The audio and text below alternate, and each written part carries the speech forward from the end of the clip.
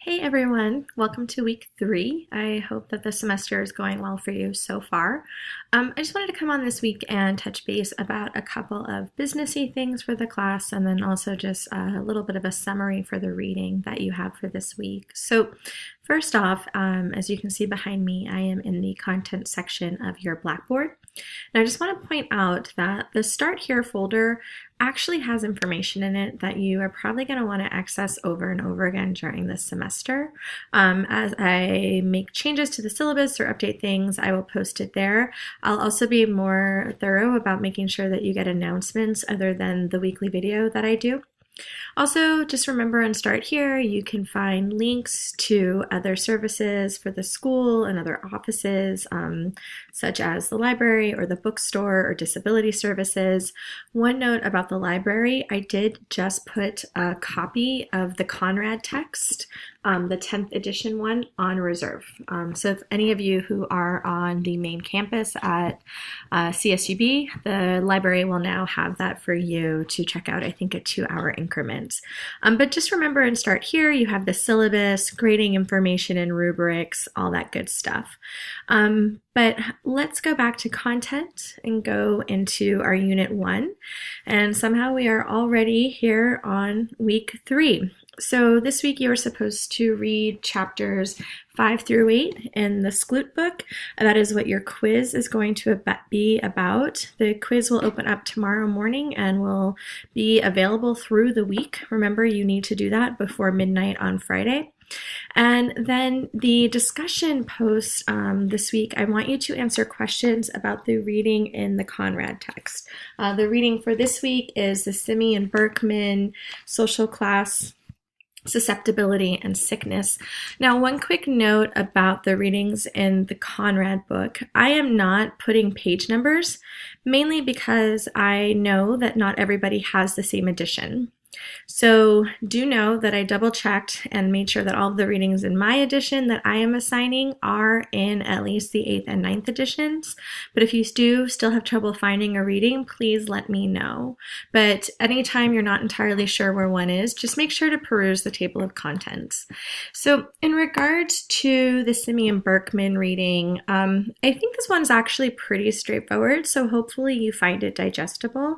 But the question that they're posing is a particularly interesting one from a sociological point of view, in that we know that consistently over decades, people in lower socioeconomic classes have higher rates of mortality, morbidity, and mental health issues.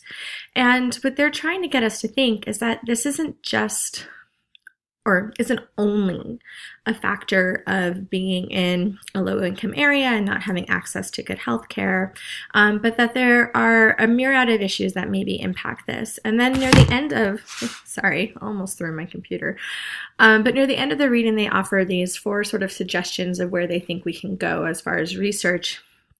And I want you to engage with that in the discussion boards and talk about which one you think is the most practical.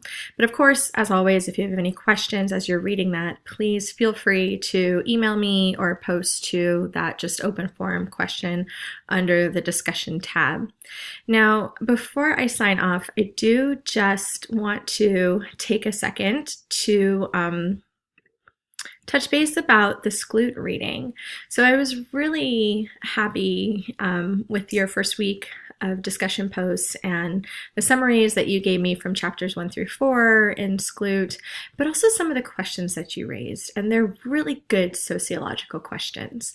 And many of you sort of asked things around the same theme. So I just want to point out, this is where the sociology of medicine, I think, is a super crucial area of study, because we tend to think of medicine as this sort of upper on the hierarchy as far as knowledge and science, and that's super important, but it's affected by social factors as well. So a lot of you were really upset that Henrietta did not seem to get any type of thorough, informed consent, or that she wasn't asked about having her cells used in science. And I agree, that's really egregious and a problem. And nowadays, we are much more well-versed in things like patient rights and informed consent.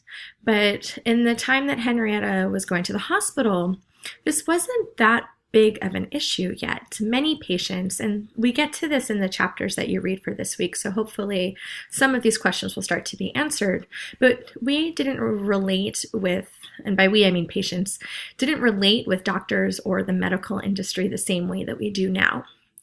And then you also have to start adding in the intersections. So Henrietta being a poor woman, a poor Black woman, these add different intersections as far as the type of power that she had in society.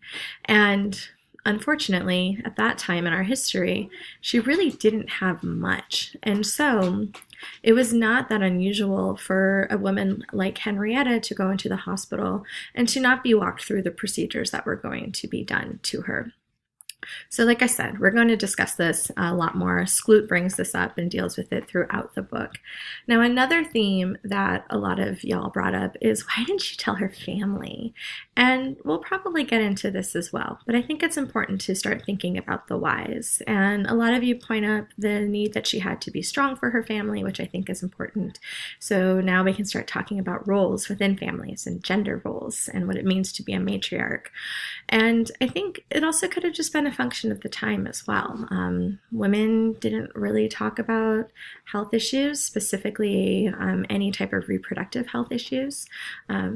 In a lot of respects, it really challenges what it means to be a woman in our society. So a lot of this comes into play.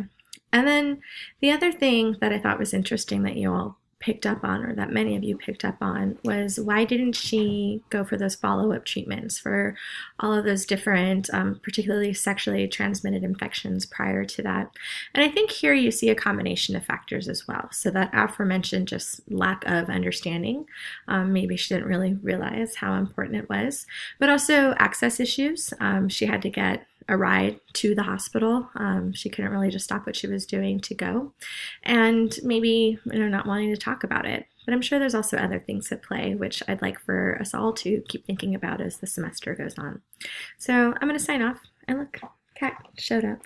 But like I said, email me if you have any questions as we're going, and I was really pleased with the first week of discussion posts and also your quizzes.